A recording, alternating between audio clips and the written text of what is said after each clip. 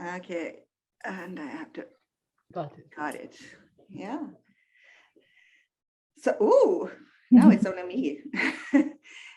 So what we have here is kind of a reconnect with what happened for all of us during our time when we got to MIT. I'm Linda Strom, by the way.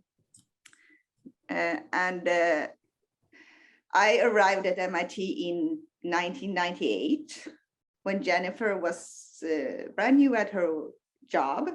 So I was part of her being her guinea pig, I think. Or would you call it that, Jennifer?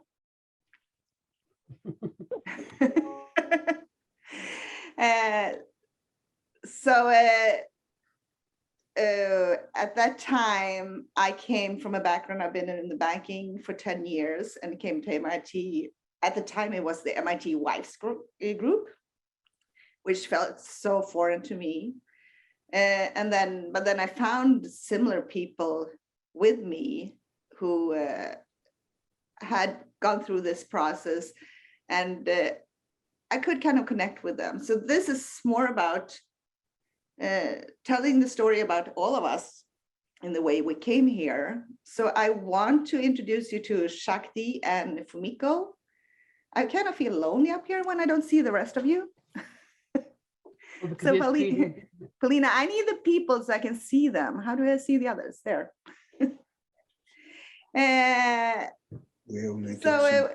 This project, we started out thinking about doing it as a podcast, but then Jennifer and I realized that that is way too much work for us.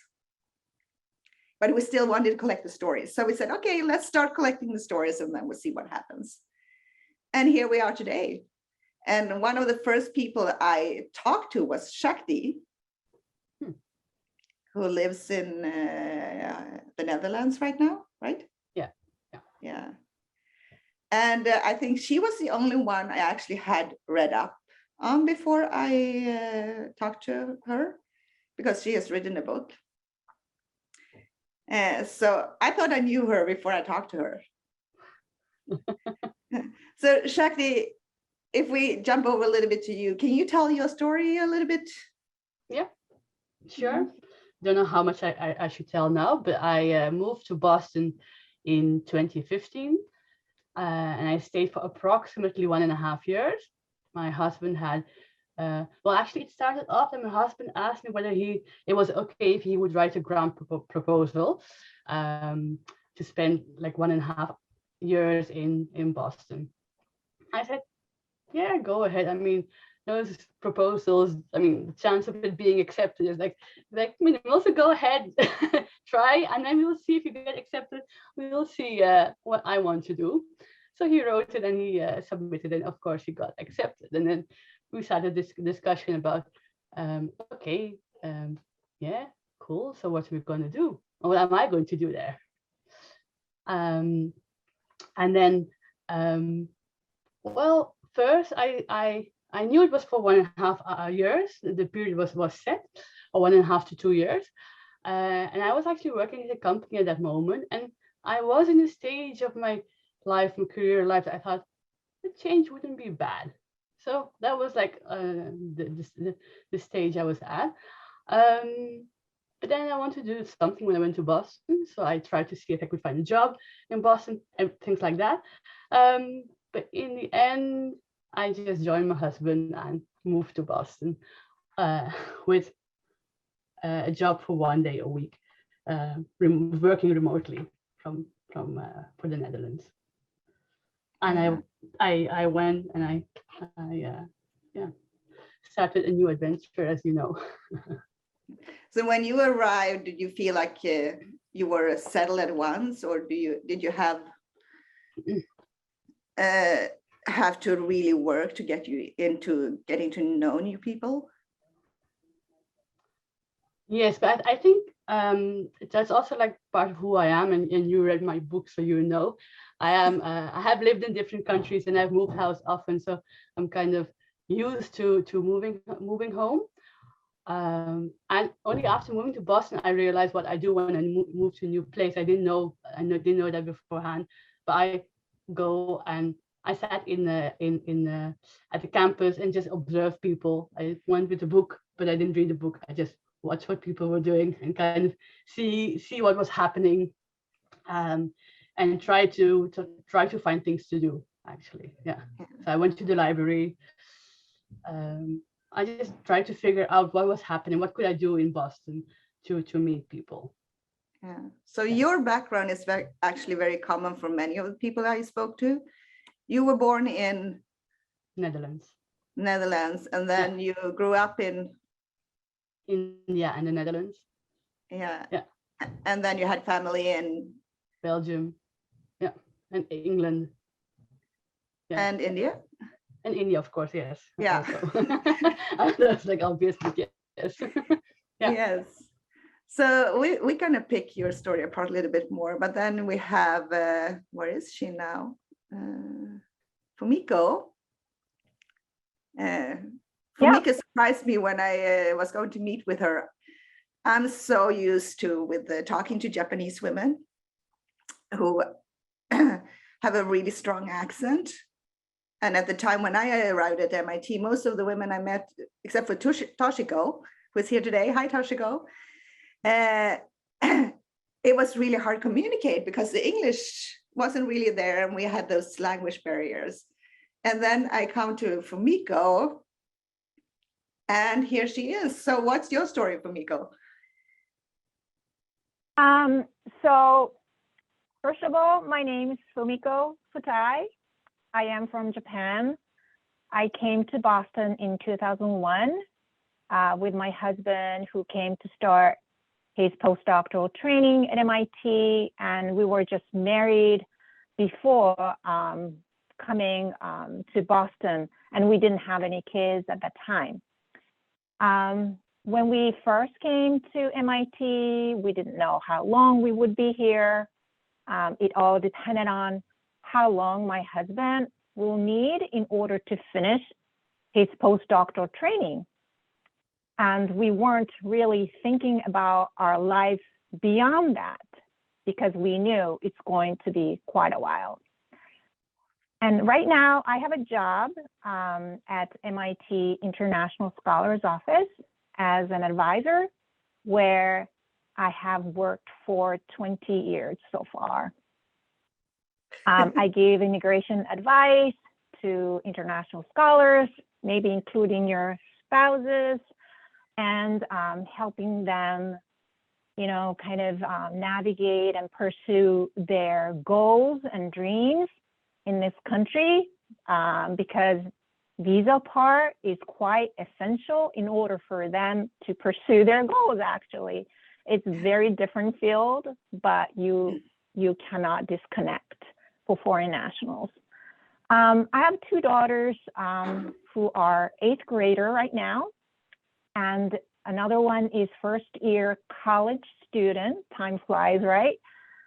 They were both born in the US, and they both went to MIT daycare, one at Eastgate, the other one is the Stata. But they also went to Japanese Saturday language school, where they learned Japanese and math in Japanese since they were kindergarten. So they are very good at speaking Japanese, but they're still struggling reading and writing Japanese, but we can't ask for more, so we're happy about it. Yeah, and first of all, thank you. I'm very honored to be one of the panelists today. Thank you so much to give me a chance to talk about my journey. And I know Linda mentioned about the language aspect.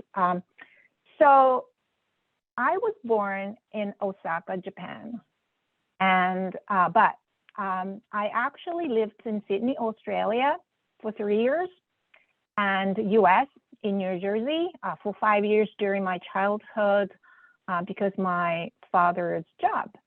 So it's actually a total of 8 years where I have lived in English-speaking countries.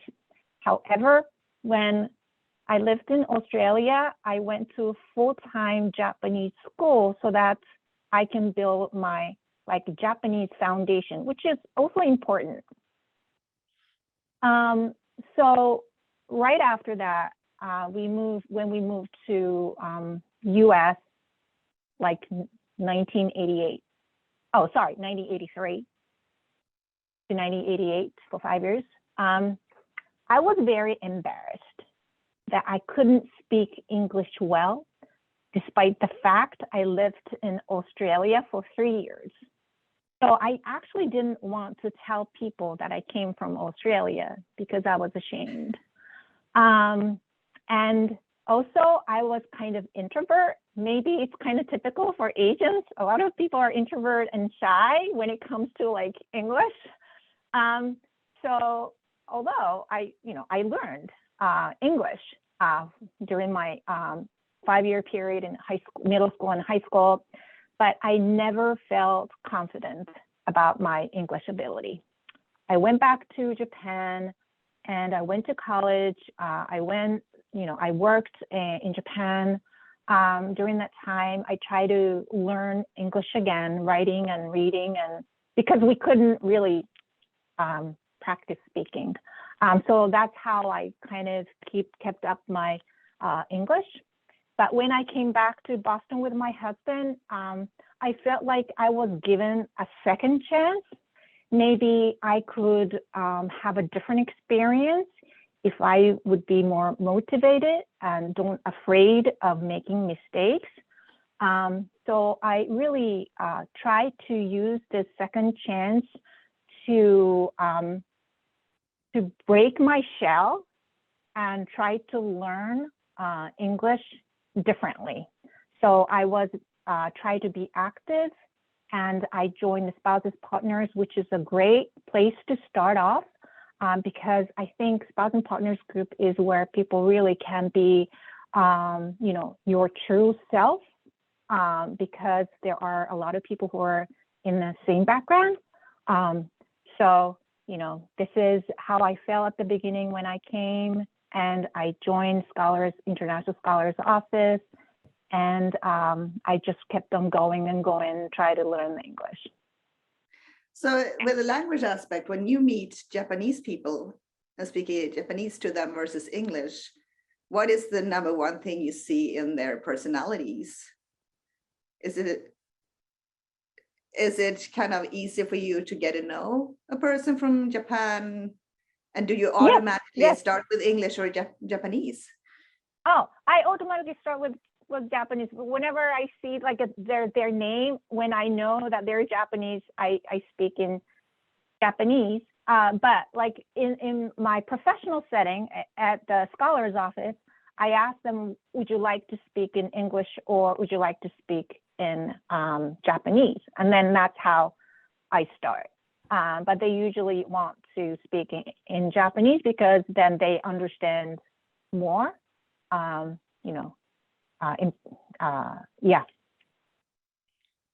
Because what I notice is when I meet a Swedish person and we speak in Swedish, then I got the full personality and I totally get them. Mm-hmm.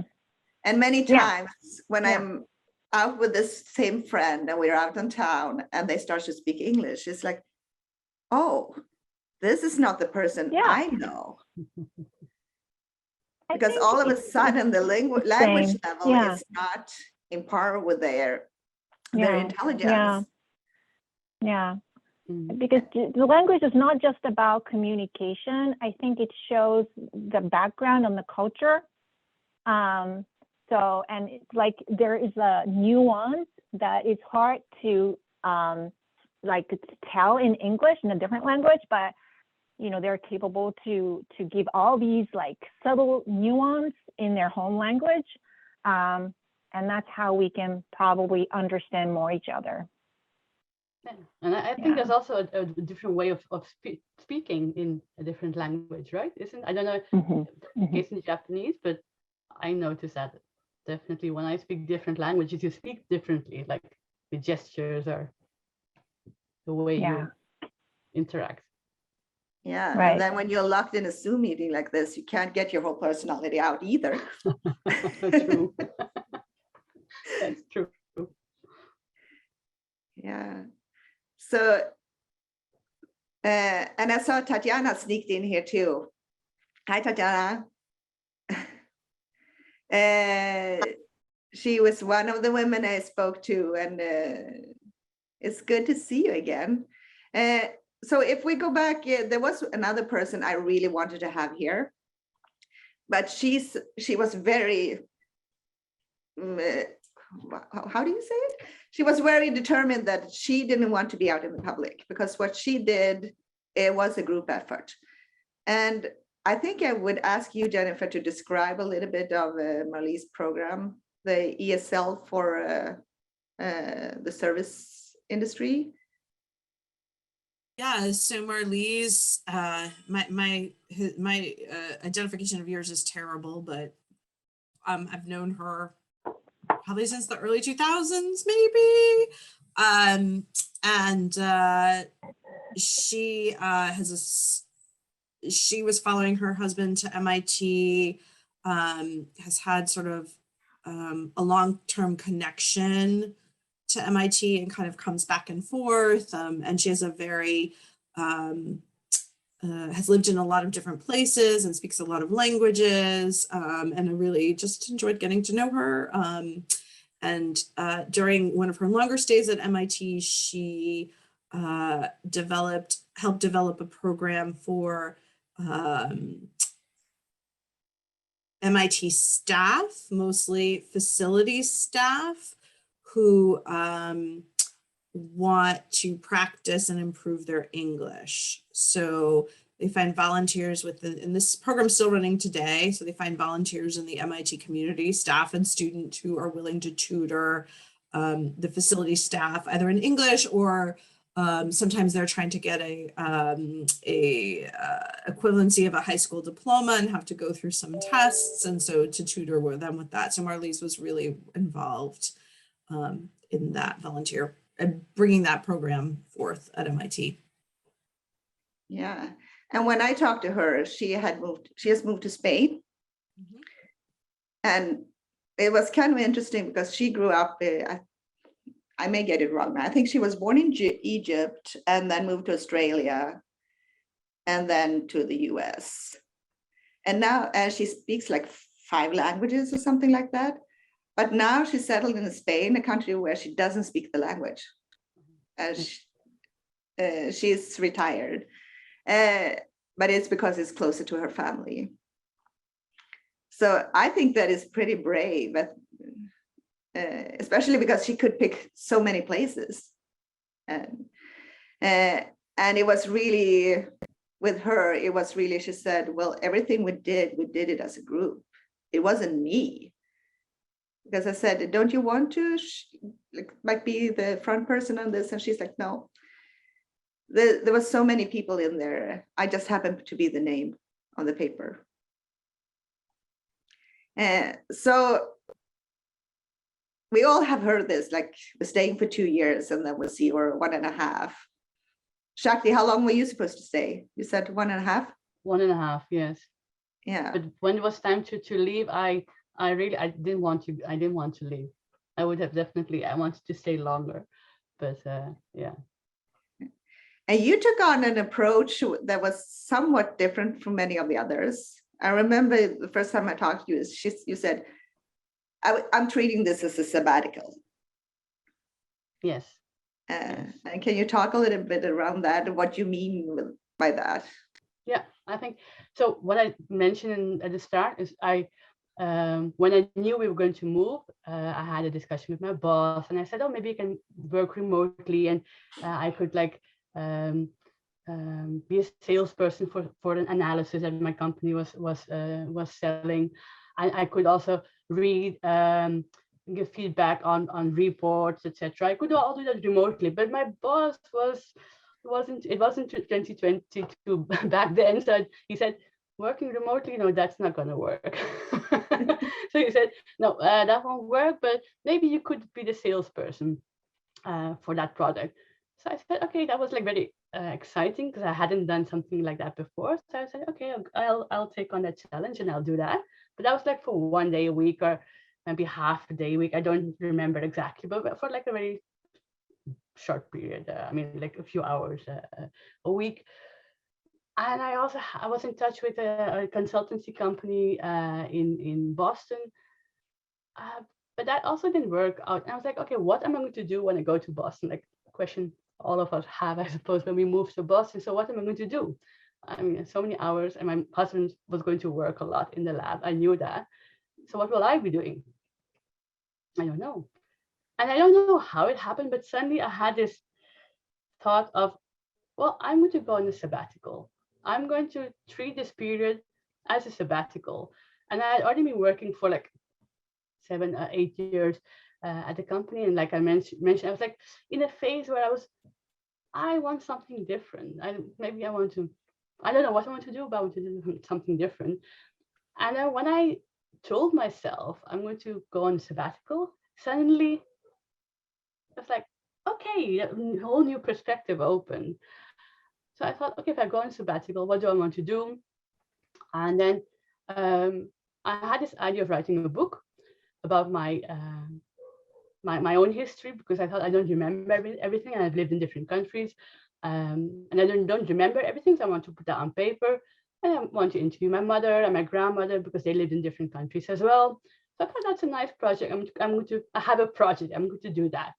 And then I moved to Boston, and I saw that the Center of what's it called? Center for adult education, Cambridge Center for Adult Education.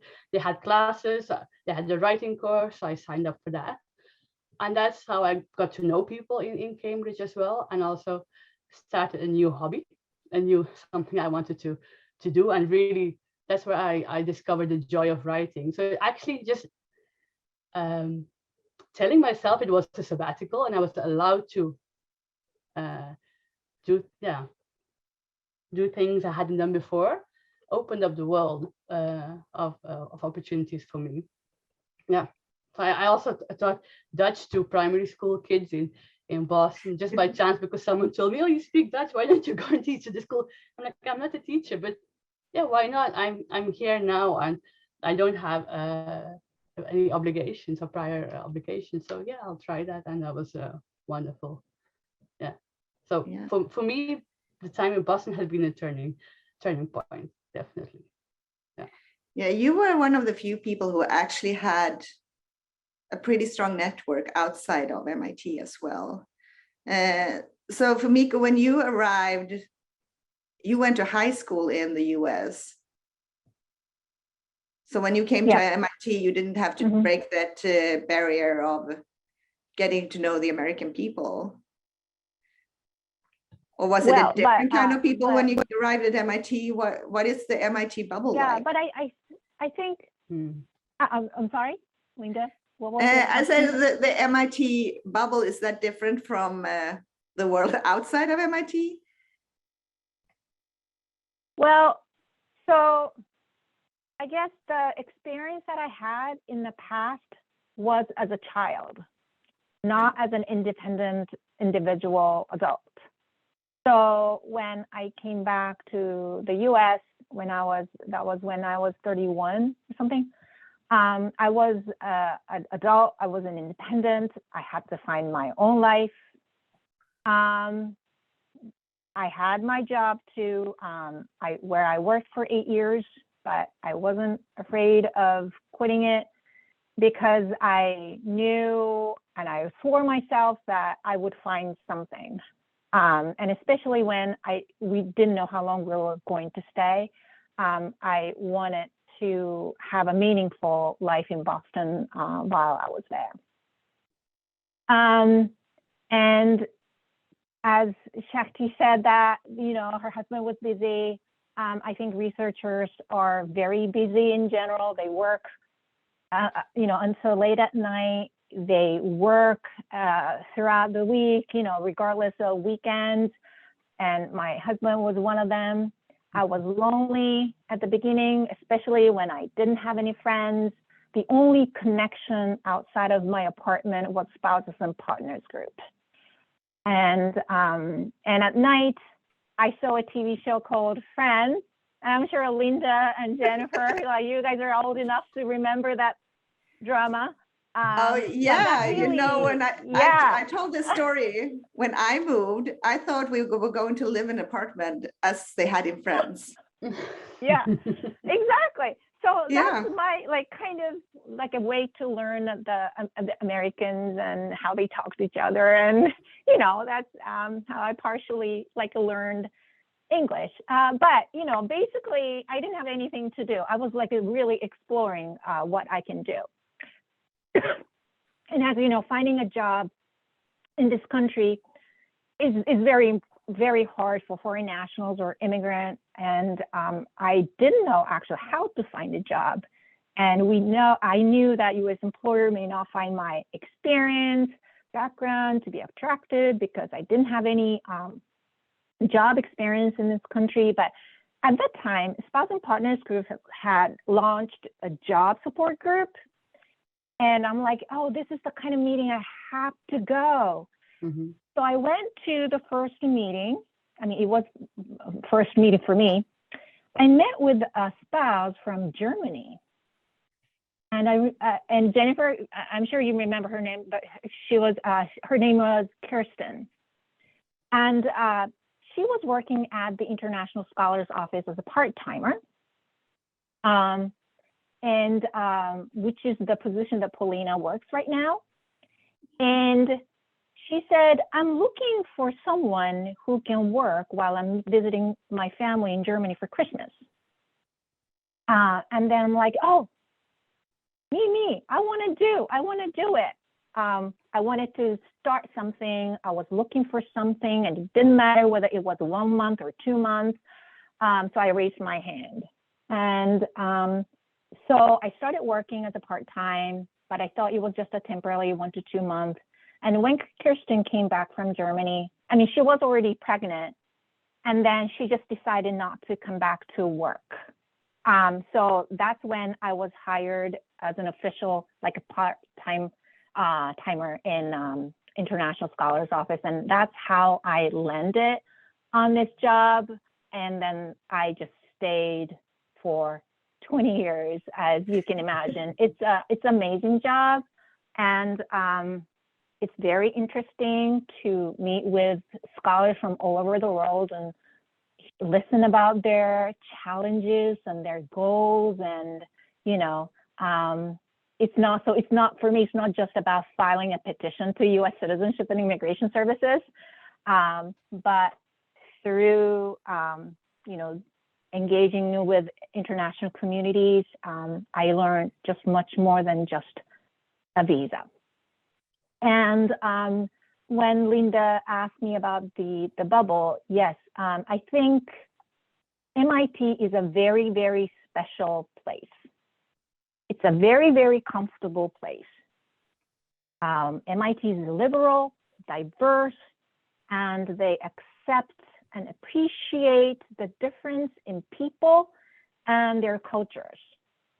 And there are a lot of like-minded people in a good way. So you feel like you are part of this community. They care about you. They provide a lot of resources to help you navigate your life at MIT so that you wouldn't feel alone in this whole experience.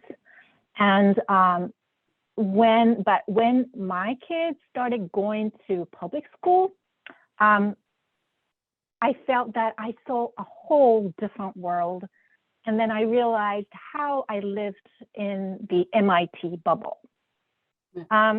So if we didn't have any kids, I think we would not have seen other outside world outside of MIT. I think you will see more America outside of MIT, and you will see even more America outside of Massachusetts. So I'm grateful that I have kids that I can experience those American aspects through them, what they learn from school, who their friends are, and how our parents are, how our communities are, and what they discuss among the school community. And whether you like it or not, or whether you agree or disagree, it's the whole different experience that it's really amazing. And I'm so grateful that I know how MIT, like for me, it's like a country, for MIT country, and like America, you know, Yeah. through our kids. Yeah, that's my experience so far. Can I just jump in a second? Yeah. It's so interesting because I tell Yeah. people when I talk about like adjusting to American culture, Mhm.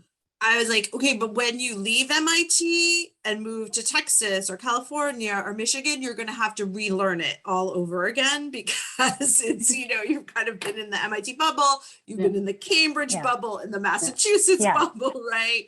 And Yeah. that it's a whole, Angelina is from Florida, right? Were we talking about that, Angelina?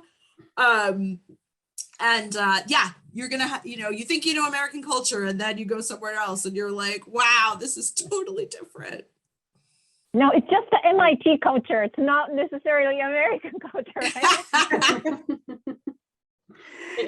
It's what my dad told me when I Yeah. told him, because I wasn't sure whether I really wanted to go to America. So I said, I'm not sure whether I'm going to like it. And he said, yeah, well, when I was there, I told him, I love it here. I love America. He said, you love Cambridge. You haven't seen the rest Yeah. yet. Go and explore, and you will you will know whether or not you like it. But yeah, that's kind of similar. Mm-hmm. Yeah. Mm-hmm. And well, the next question is actually for Jennifer, I think, because this is, you've been there. I know you've been there for 24 years now. Yeah, yeah, I'm from Florida. Yeah. Let's see, who was that responding? I didn't. Angelina.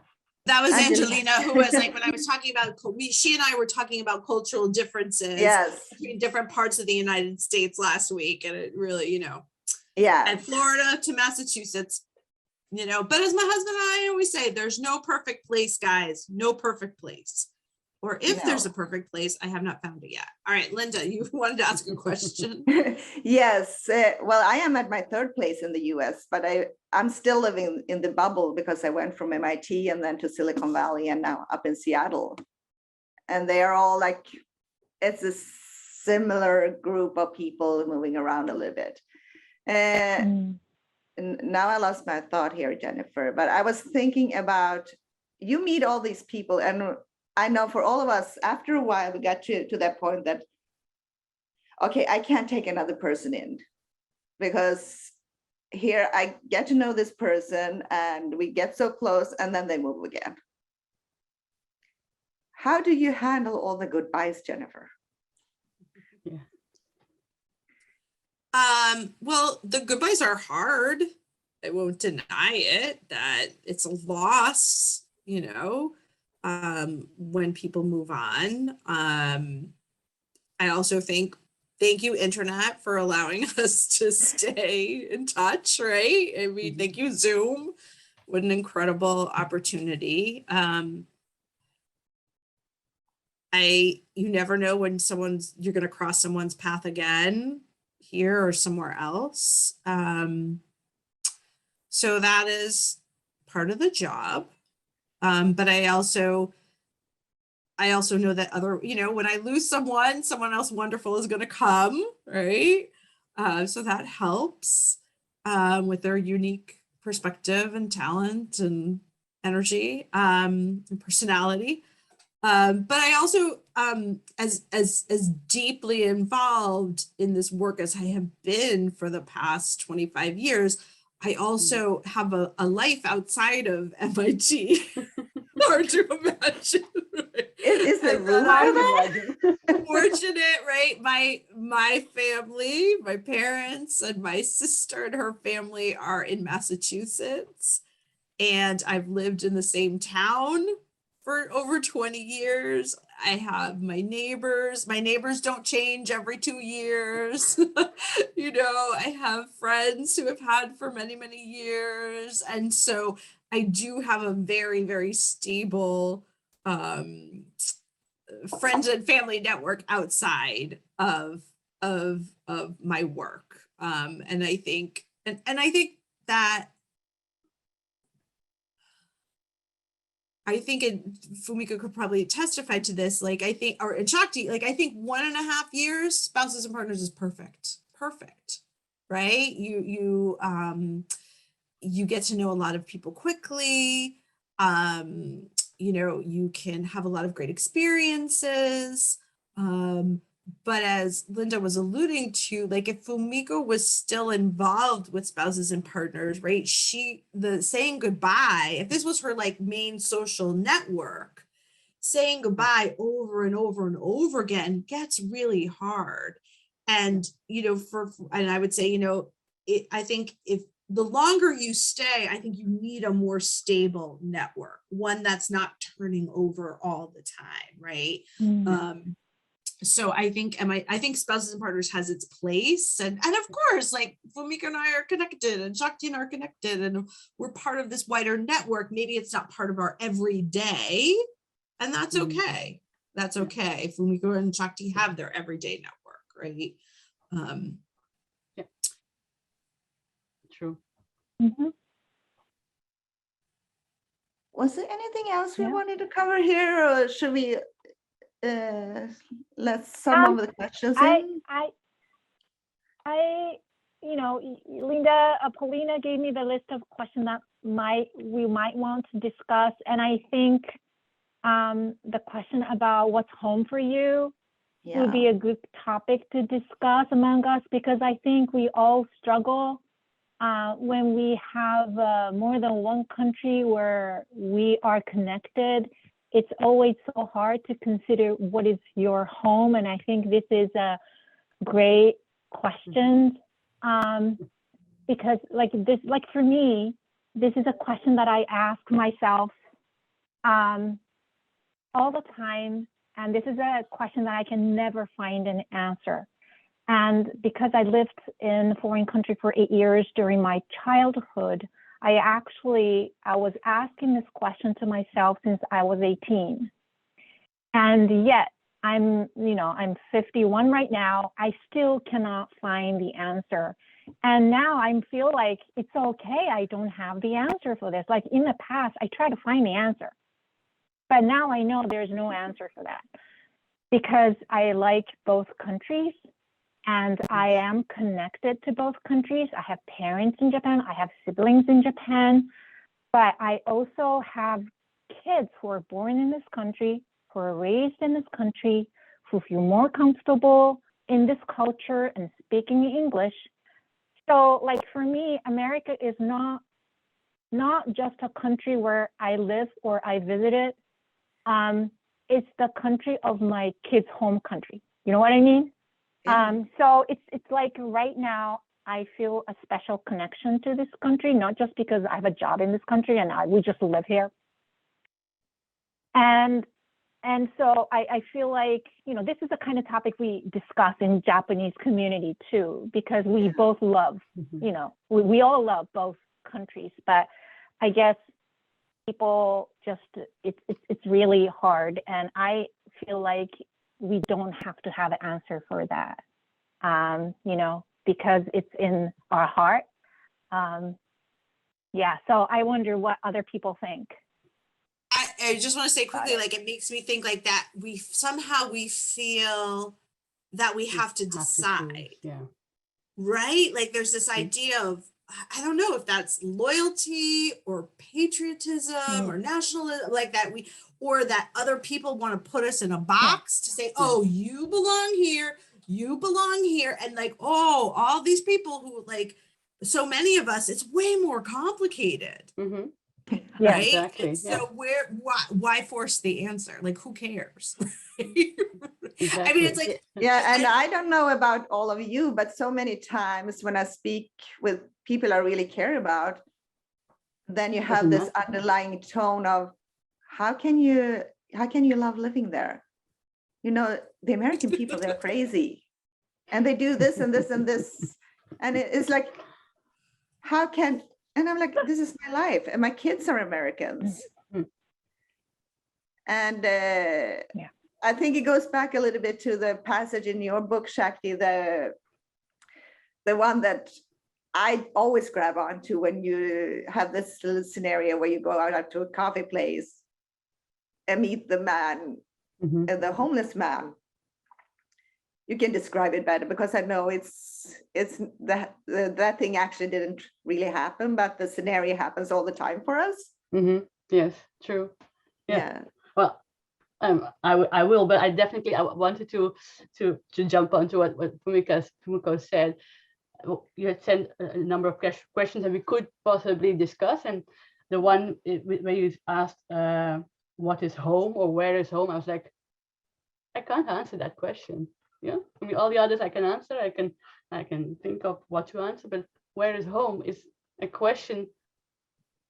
Like Fumiko said, you can't really answer that question because so many places are home, and I think I think one thing when it came to Boston, what I loved is people from everywhere, people who had lived in different places, who had grown up in different places, or even if they hadn't grown up in different places, they were now living in a different place, like which was not their home country, so they were experiencing that.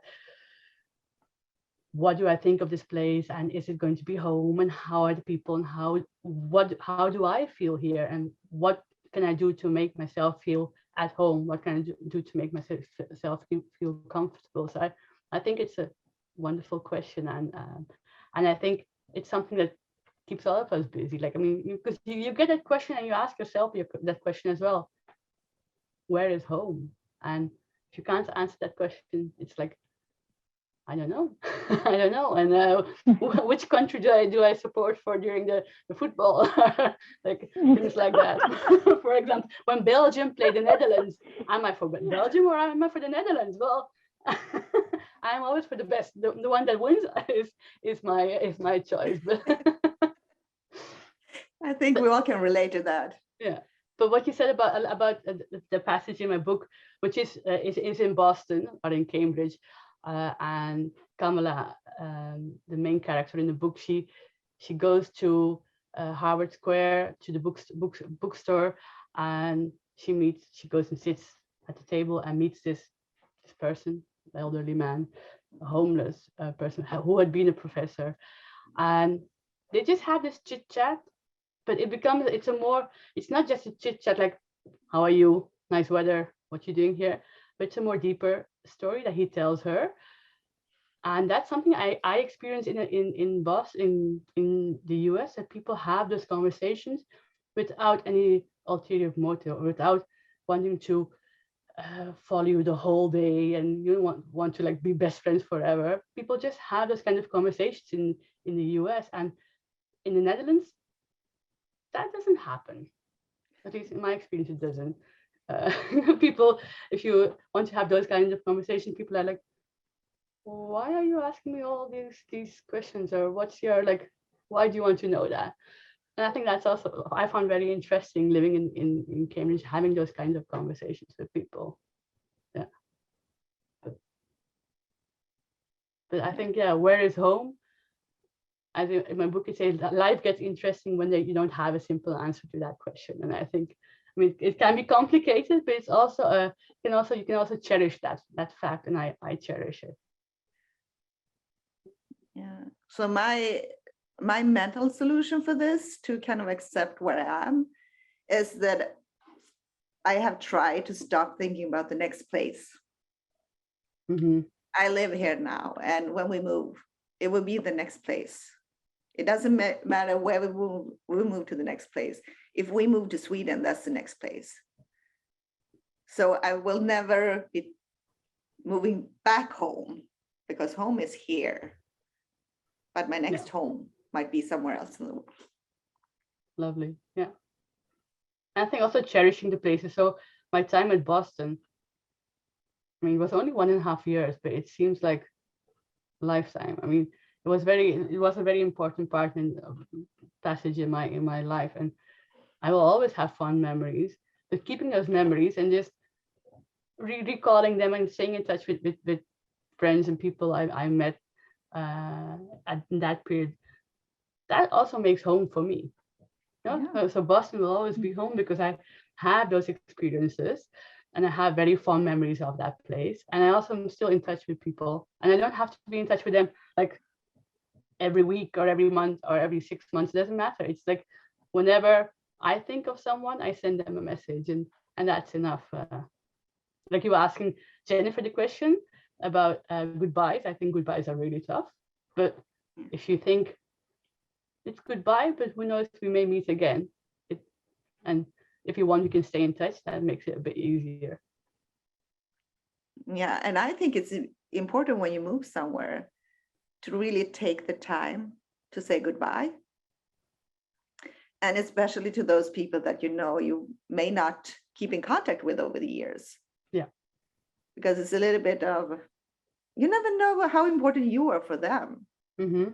They may have a different relationship with you than you had with them. True. You may be their best friends, and for you, they are just an acquaintances. And it's just different kind of friendships. Yeah. Wonderful. Oh. Yeah. Any other Mhm. thoughts or questions?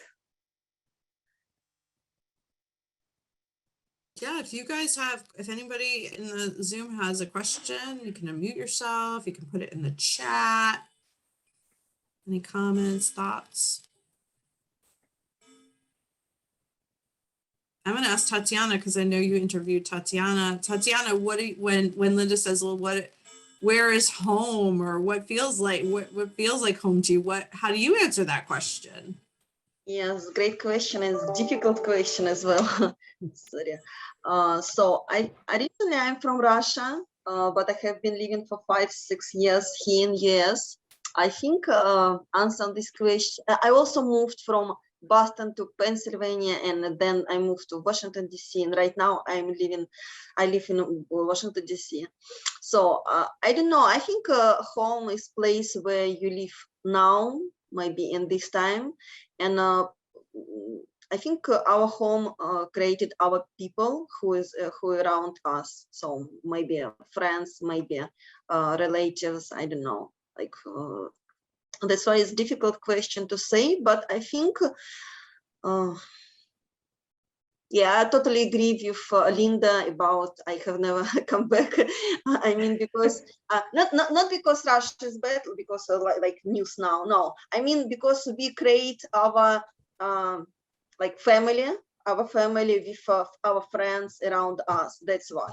So I have a lot of. That's why I left MIC 2018. But I'm here now, so it's part of my family almost, and I come back again. So, and for example, I live in Pennsylvania. I also have a lot of different friends and relative, more close, not just people acquaintance, but like people who really was my or maybe now my family, part of my family. That's why I think this is important. I usually build strong relationship with all my friends, try to connect. That's why, yeah, it's difficult, but it's a good question. Yeah, to understand, to speak, to discuss. I agree. And as for MIT experience, I have 5-6 friends, women, who were together with me, MIT community. So, and we organized together different events. We visited together. We have. I have kids. I have 3 kids, and all of my friends, these women, they have kids as well. So we have a great family. We connect every month. We share pictures. We celebrate our birthday online. For example, I live in US, and some people live in Kosovo. Some people live in Estonia. I don't know. So different. I mean, from different countries. That's why it's important to be in touch. And I think that, I think Fumiko and I can both say, like, I think it's something that keeps us in the MIT community is the diversity and meeting people from all over the world. And, I don't know where else I would find, right? Maybe at Harvard, maybe somewhere else, but such a diverse, right? Population to work with, And right? And it's like, once your eyes have been open to that, like there's no going back. Yeah, I I totally know, agree. which is, yeah. Yeah, I totally agree. I think it's a good verb to describe MIT community diverse. Yeah, I think this is important. And I remember Linda asked question about language. I think it's based on my experience when I was in MIT, and now I think MIT taught me to learn not just English, but learn traditional and maybe a little relative to this language. For example, right now I'm studying too, and in our community, I met a lot of different people. I mean from different countries. I also interested in Korean culture and Chinese culture, no Asian cultures, the Japanese culture. So and come back to question Linda's about language. English language and English culture now here in US also helped me to connect with my people, my friends from Korean club, from Japan club. I mean, this is like a big culture. So that's. Yeah. I guess I got a question here. Things you miss from your home country. If I start talking about this, I'm going to cry. Oh.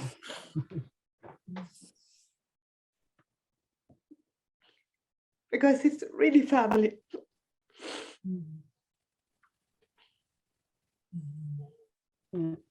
I agree. Parents, yeah.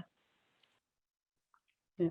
It's every time I go back to Japan, not that we can go back every year, maybe once in every few years. We have to deal with goodbye.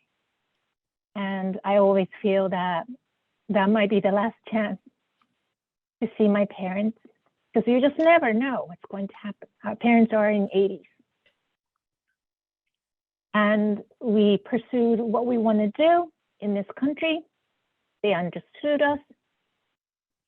So at least we try to be responsible for our lives, do our best, try to succeed in whatever we're doing. So they are proud of us, they understand us. So we're connected in heart. But you know, that's tough, and that's tough for everyone in this community. Yeah. But somehow I think everybody deals with this in their own way. And we'll just continue. Yeah. Yes, I think. Thanks for asking. Yeah, definitely. Just these words also bring tears to my eyes, I must say. I'm not in Boston, but my mother still lives in India, and I have family in other places as well. But I think what's lovely about the MIT community is that everyone's in the same boat, so you understand each other as well, and you're like almost family for each other as well, or can become. So yeah, I think that's a lovely community. Yeah. I agree. Yeah, and I'm actually going visiting my sister in England next week. Great. And, Wow, England. yeah, she moved from the Netherlands to Bristol, an area in England I've never been. Wow. And then I'm kind of flirting Amazing. with the idea of going to Oxford and meeting up with Hansi. Oh, nice. But it is, I don't know if I will have time for that. And I want to spend as much time with my sister and the kids. Listen, if I won the lottery, I would be visiting every single one of you everywhere in the world. So seriously, just prepare a little sleeping bag for me, because when I win that lottery, I'm coming. Very welcome. Very welcome. I can't wait. Oh my God, it's a dream come true. I always thought I should have like a little tip jar on my desk and we could put our change in it. And someday I'd have enough to like do my world tour. But as we said in the past, when the world comes to me, the world comes to us, and me and Vika and Paulina and Yuki, like the world comes to us here at MIT, and we're so incredibly lucky for that. Oh my goodness. Do you guys have other questions or other comments? So I actually have a question. Hi, it's Angelina. I'm really excited to be part of this organization now. I just started coming just recently. Last week was my first time. Wow. Yeah, I've signed up for like all the workshops for the rest of the month. It's just been a really cool experience. I think Tatiana briefly mentioned being part of like a Korean club or a Japanese club, like these different organizations. Like how do we go about finding those like clubs like that? Like, is it something just like a quick Google search, or is there like somewhere? I just don't even know where to begin. I'm sorry, are you looking for a centralized list of anything at MIT? Because No, not at MIT, but just to be, I guess, more part of the community, like Cambridge, Boston. Maybe there's like I guess to kind of have a hobby too. Yeah. I just don't know where to. I don't know how to start or where to begin. I think it's a hard. good start if you're coming from within the US. Yeah. I think So actually the Chamber of Commerce is a really good place to begin with. okay, you say that again. You cut off. The Chamber of Commerce, Okay. because it's that is more business related though, but it is really people who are open for taking you in. If you want to go outside the MIT bubble, Mhm. and then it's always, because this is what I do in my regular day life. I help spouses from other countries coming here to find their spot. Mhm. Because I have been so inspired of Jennifer's work, and I wanted to take that work outside of MIT. And it's really easy to find a group with like a women's group or a school group or a language group, but to find that place where you can connect with all different areas of life. Mhm. I think the Chamber of Commerce is a good place to start. And also if you have some kind of hobby, I started doing pottery. Mhm. And then all of a sudden I get to know people on a different level. Mhm. And I start to see, is this really a friend for me? It's not just someone who I'm looking to network with. You can go to the big networks, but that takes time. It's just, as we talked about somewhere else, Jennifer, about going to a place and just show up all the time. Mhm. So people recognize your face. Yeah. And also, I mean, you can choose to just take this first year and just get to know people from all over the world. And then when you feel like, okay, now I have my starting friendship here, then I can branch out. Definitely, yeah. Thank you. And I think Shakti's example, talking about like, I knew you wanted to do writing. And so starting with the writing course, right?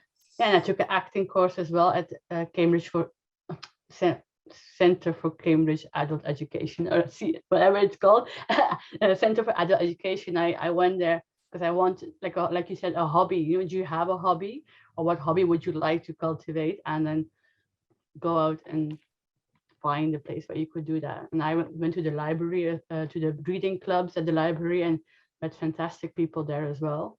And to the Toastmasters speech groups at MIT, there is one. I went there, and then I met Americans, like people who hadn't lived in different countries, and that was a lovely experience as well. I mean, that was still the MIT bubble, but still different people. And yeah, so adding on to Linda's advice, probably just knowing what you would like to cultivate, or what hobby if you have a hobby, go out and find a club that will help you with that, to connect to people. Yeah. Thank you. Yeah, and also that, I think that remember that you don't have to feel like they were going to be your best friend. No. It's okay to just be acquaintances. Yes, definitely.